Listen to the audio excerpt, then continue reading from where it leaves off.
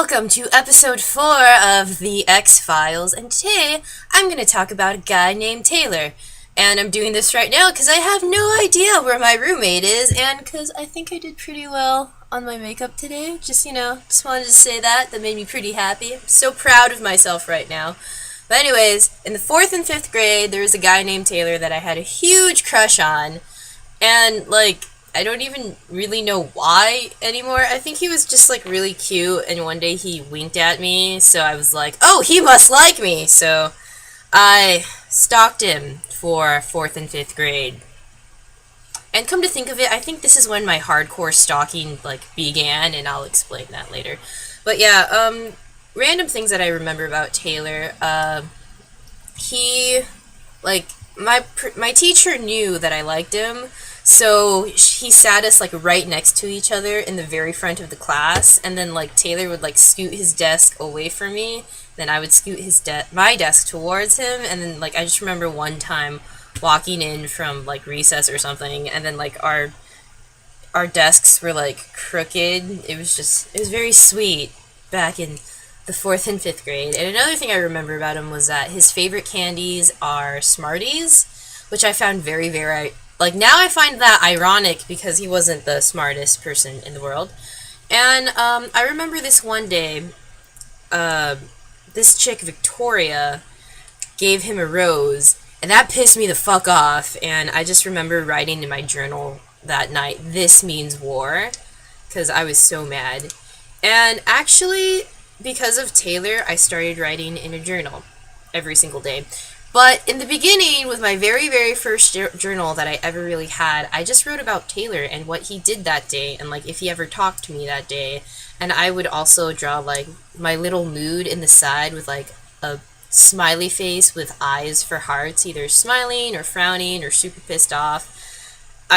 With the Victoria Day, I when I wrote "This Means War," I drew a very angry face with lots of flames in the background, because I'm actually very good at drawing flames. But yeah, years later, when I was a senior in high school, I ran into him and his mother at Winco, and I'm pretty sure that he didn't remember who I was, which is kind of sad because I'm fucking awesome.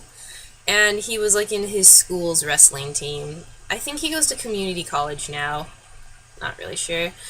But yeah, so side note, that journal that I had, I kept my Taylor log in. That was the beginning of my hardcore stalking, but that was when I started keeping a journal / diary. And I have kept, and it wasn't until a year later that I started to keep a diary for myself. And every single day of my life since since I started in the 5th or 6th grade, I have written in a diary every single day. I kid you not. This is my current diary right now. There's a box in there's a box in my house that I call my memory box. It's in my closet, and that's where all of my diaries are. And it's just a bin, and it's running out of space because, again, I have written for every single day since I was in the 5th or 6th grade. So let's see. Let's do math here, shall we? I think I've been writing every single day for 10 years. No. Let's do math. I was 18 when I graduated high school, and I was in 12th grade when I graduated high school. And so 6, 12, math. I have been keeping a diary for the past 12 years now. No, wait. For the past 8 years now. I'm terrible at this, I'm sorry. It was on the spot. I've been keeping a diary every single day for the past 8 years, which is kind of scary to think about, and so much is written on those pages.